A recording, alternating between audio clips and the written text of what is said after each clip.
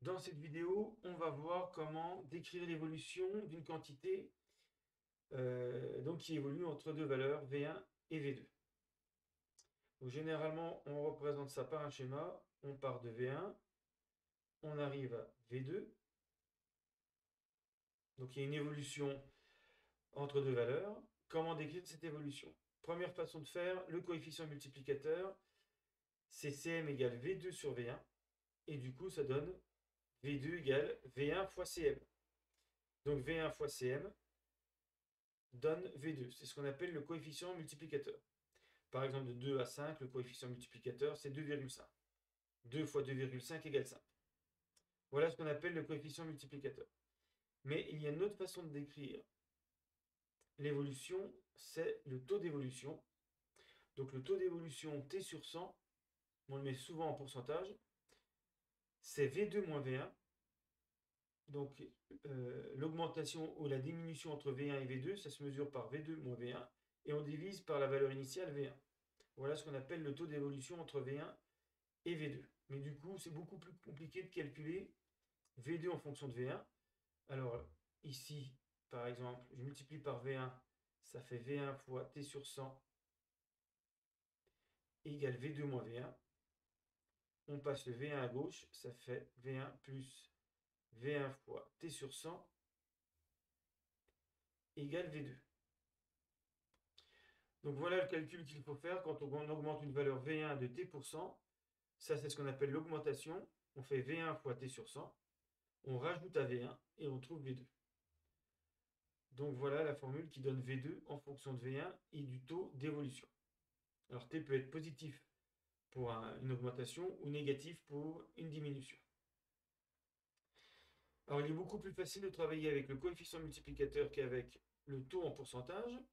Donc ici je vais mettre T sur 100, mais V1 plus T sur 100, il faut appliquer cette formule pour passer de V1 à V2. Alors heureusement, il est facile de passer du coefficient multiplicateur au taux d'évolution, parce que si on regarde par exemple ici, T sur 100,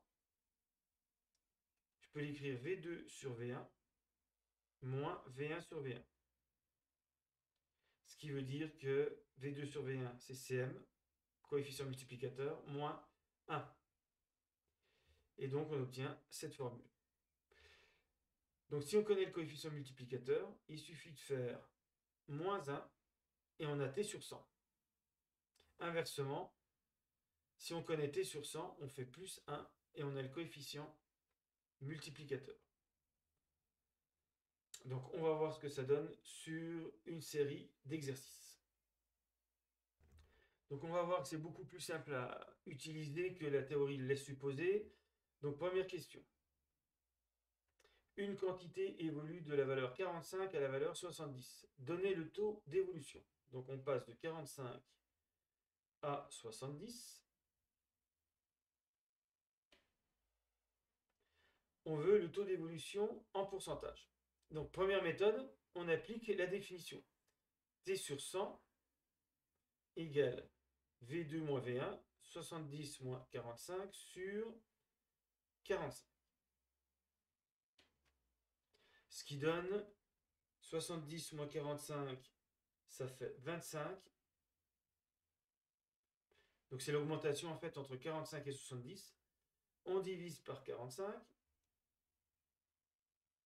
Ça fait environ, je vais mettre 4 chiffres après la virgule. Voilà ce que ça donne. Mais il faut en pourcentage, il faut pouvoir comparer avec T sur 100, donc on l'écrit 55,56, alors c'est environ, sur 100. Et donc là, on peut mettre que l'augmentation est de 55,56%. La deuxième méthode, c'est de calculer le coefficient multiplicateur, qui est de 70 sur 45. Et 70 sur 45,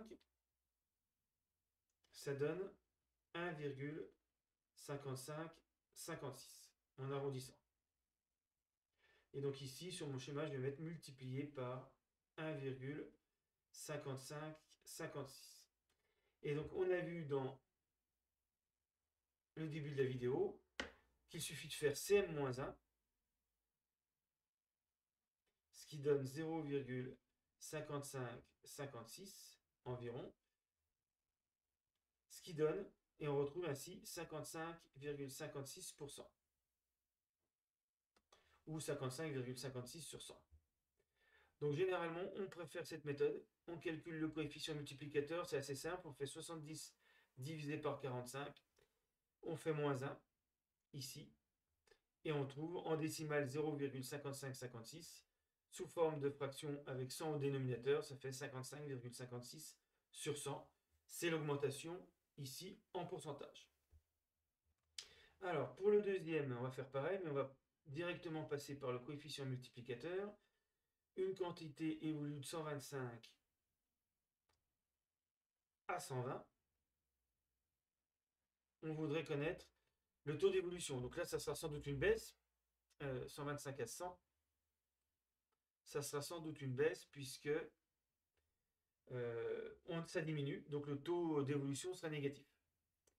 Alors, le coefficient multiplicateur, c'est 100 divisé par 125. Il est plus petit que 1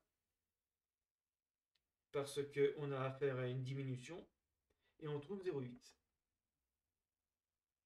Donc ici, 125 fois 0,8, ça donne 100.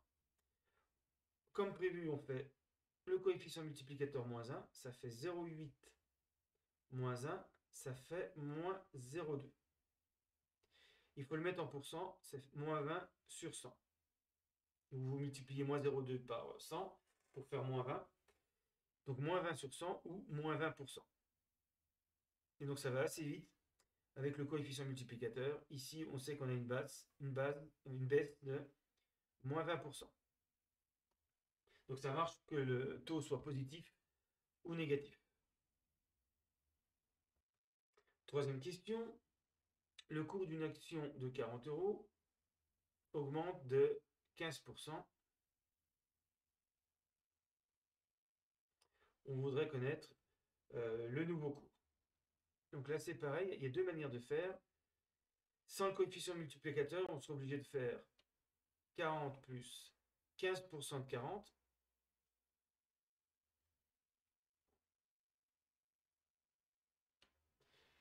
Voilà, c'est la formule V1 plus T% de V1 égale V2. Mais généralement, on préfère passer par le coefficient multiplicateur. Donc on sait qu'il faut ajouter dans ce sens-là 1 à 15%. Donc le coefficient multiplicateur, c'est 1 plus 15 sur 100. Ça fait 1,15. Et donc 40 fois 1,15, ça va donner le même résultat que 40 plus 15% de 40. Ce qui est normal, hein, puisque si on met 40 en facteur, ici on retrouve 1 plus 15 sur 100. Et donc 40, 1,15 multiplié, ça donne 46. Donc la méthode, 15%, ça fait 0,15. On ajoute à 1, ça fait 1,15. On a le coefficient multiplicateur. 40 fois 1,15, ça donne 46. C'est la méthode la plus rapide pour calculer une augmentation en pourcentage. Dernière question. Après une baisse de 20%, le prix d'une chemise est de 20 €. Donc, ici, on a moins 20%. Et le prix de la chemise, maintenant, c'est 20 €. Quel était le prix avant la baisse? Alors, le problème, c'est qu'ici, si on fait 20 plus 20%, on ne va pas retrouver le prix de départ. On n'a pas le droit de faire ça. Par contre, avec le coefficient multiplicateur, ça va aller tout seul. Donc, la T sur 100, c'est moins 20%. On sait que le coefficient multiplicateur, il faut rajouter 1. C'est 1 plus T sur 100, ce qui donne 1 moins 20 sur 100. Faire attention, il est négatif. Le taux d'évolution, puisque c'est une baisse, ça fait 1 moins 0,2, 0,8. Et donc là, il faut multiplier par 0,8. Donc si j'appelle x la valeur de départ, x fois 0,8 égale 20. Donc x égale 20 divisé par 0,8. Donc on peut revenir en arrière, le multiplier par 0,8, on revient en arrière, c'est divisé par 0,8. Et 20 divisé par 0,8, ça fait 25. Et donc le prix de la chemise avant la baisse, c'est 25 euros.